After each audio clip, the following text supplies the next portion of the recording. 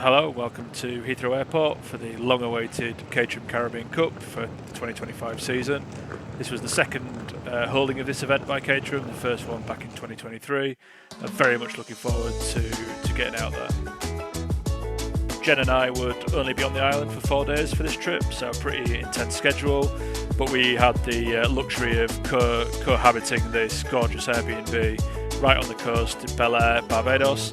And we were sharing this with Rich, Scott, Paul, who all did the academy last year, along with some partners and friends and partners of friends, and great bunch to support the races. The intense racing schedule would include 4 endurance races with allowable pit stops and driver swaps.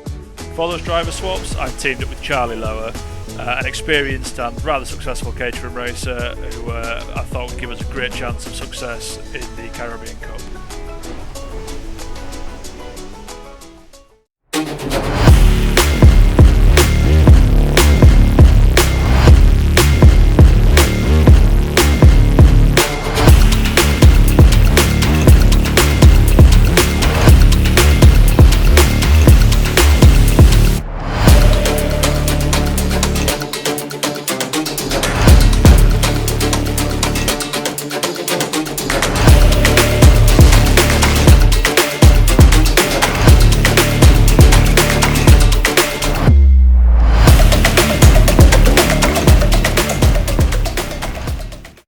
Welcome to Bushy Park circuit in Barbados.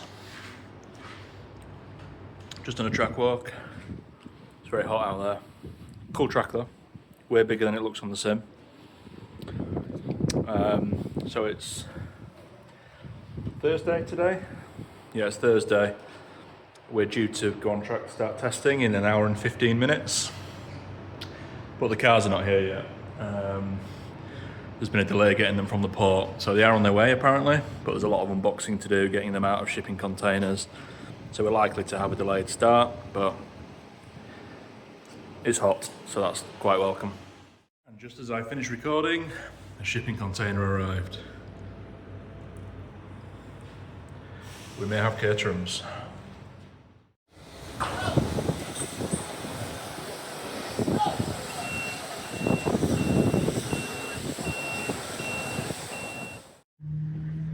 So shit you not, they're letting us all do sighting laps in the rental cars because the Caterhams are still not ready. So there's a grid full of Suzuki Ignises blasting round, following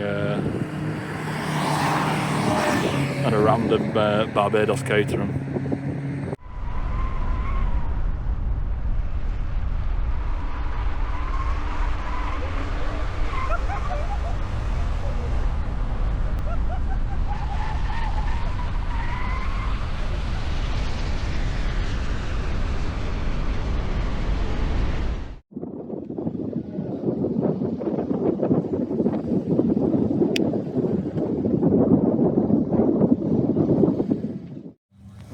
Reunited at last. The extent of the shipping damage seems to be a mouldy seat. Aside from that, doesn't look too bad.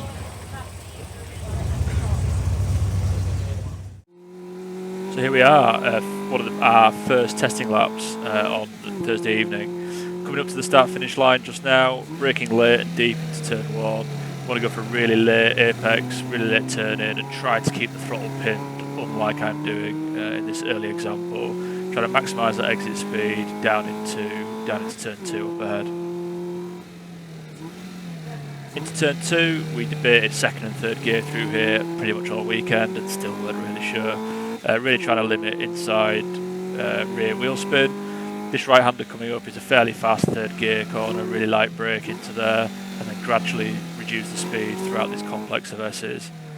Try to overslow the car for this right-hander to get on the gas as quickly as possible, upshift into third and then flat out around here if you can. What's coming up is the really tricky part of the track, which is a left-hand kink into a downhill braking zone, into a right-hander.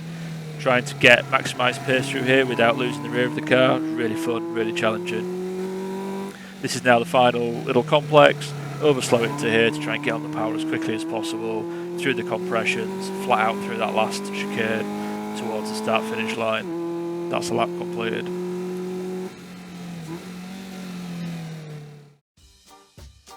So here we have some Charlie eye view from his Insta360 helmet camera. Charlie is also going to be vlogging this weekend, and dare say will do a heck of a better job than I will. But I've included this clip because as part of this compilation that Charlie's put together, Charlie takes on the new feature for this circuit and this race weekend, which is the Bushy Park Joker lap. Now, this Joker lap is an alternate layout for the circuit, and it's around 4.5 seconds slower than a standard flying lap, and we're mandated to take a number of these Joker laps during a race depending on the format. So this right-hander that Charlie's just taken into the chicane, which gets moved around a lot throughout the weekend, over a jump, tricky left-hander, trying to keep it pinned to then rejoin in the middle of the S's. Great addition to the track, really fun to drive, very sketchy in the dark because the floodlights don't really reach there. But I really enjoyed having the strategy element to think about during the longer races. In addition to taking on Charlie's help this weekend, I would also be benefiting from proper race support for the first time.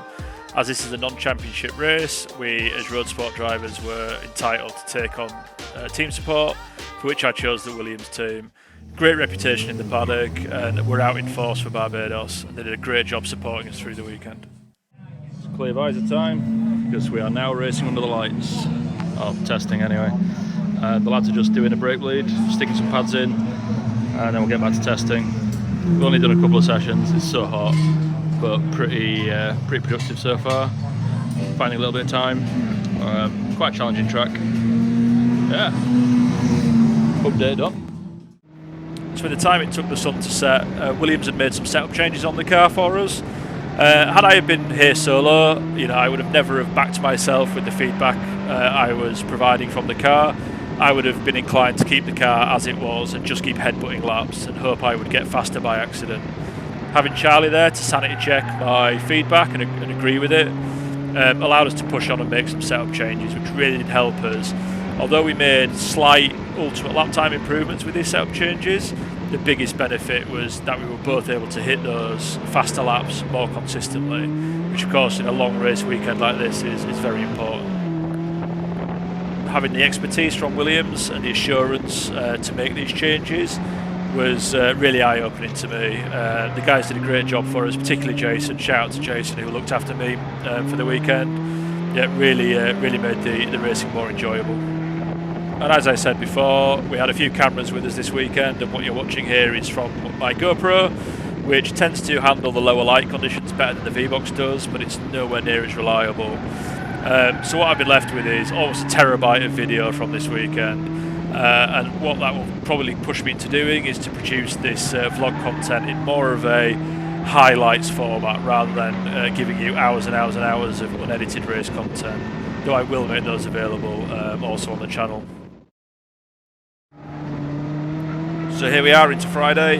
We were the first competitive session out on track, right in the peak heat of the day, just after lunchtime.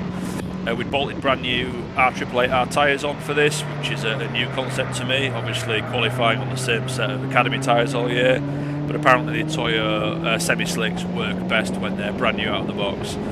I wasn't necessarily finding that. I was going a little bit slower than I had been towards the end of testing, but as I say, the track was very hot compared to the final test sessions under the lights.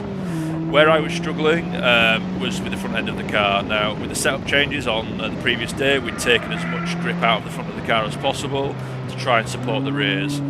What we had now, particularly around this part of the track here, second gear for this right-hander, then it should be an upshift to third and absolutely flat around here. But as you can see, I'm having to feather the throttle and still barely made it on the rumble strips. That's what robbed me the time on this lap, but still it was a fairly tidy lap aside from that. And unusually for me, this was my third lap of the day, so second flying lap. It's very unusual for me to get my best time of the day so early in qualifying. I normally get it right at the end. Came over to across the line with a 1 minute 10 seconds 0.9.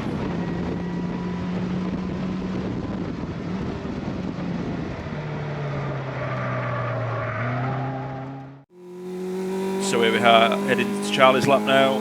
Charlie was qualifying about 30 minutes after my session, and the tyres were still absolutely red hot in the pits as Charlie went out from my session. So we did try a little bit of shenanigans in the pit box to try and cool those tyres down. The first part of Charlie's lap was very similar to mine. I think I was matching up until turn 2, where Charlie picks up about a tenth on me at this point. Where the big gap started to open up between Charlie and myself was into this complex. Charlie carried way more speed into this first right-hander, and then the bit I complained about on my lap with the front end, Charlie had no such problems. And if you watch where Charlie gets his third gear upshift, he does it right at point of turning, which I think that lift to do the gear change really tucks the nose in, and he's able to keep that pin. So, you know, really impressive lap from Charlie, and gave me some really good learning to carry through the rest of the weekend. It's one of the real benefits of having Charlie in the car was not just a great pair of hands to help with the race performances, but having his data and having him driving the exact same car and exact same setup with me was so valuable. Charlie over the line with a 1:10.36.